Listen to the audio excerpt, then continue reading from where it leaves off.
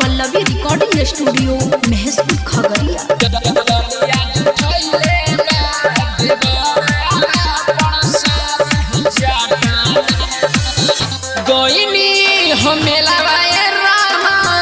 कोई दिल खिलावाए रामा ए सखी गोइनी हमें लवाए रामा कोई दिल खिलावाए रामा की झगड़ा लगैले बा देवरावा परसादी चटना की डलिया जुठैले बा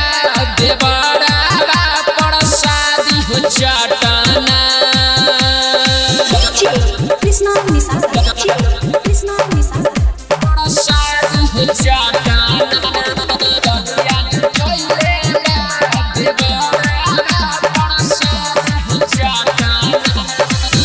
नौरंग फलवा लेके गोइनी मंदिर में चढ़ावे भइल ना पूजबो पूरा लगले पणस दियो खाए ए सखी नौरंग फलवा लेके गोइनी मंदिर में चढ़ावे भइल ना पूजबो पूरा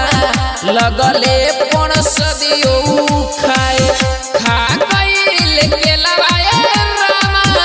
खा गइल बेलवाए रामा की झगड़ा लगइले बा देवरावा परसादी चटना की डलिया जुठैले बा देवरावा परसादी चटना।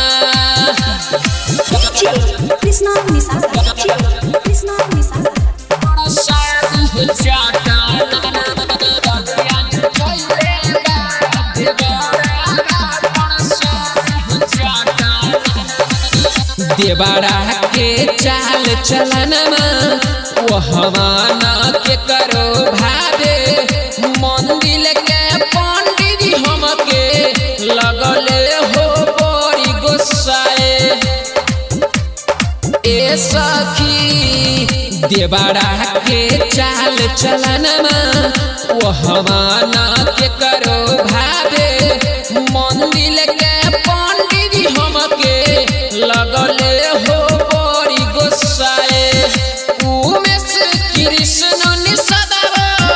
उनटइले तेलाबोए रामा की झगड़ा लगइले बा देवरावा परसादी चटना की डलिया जुठैले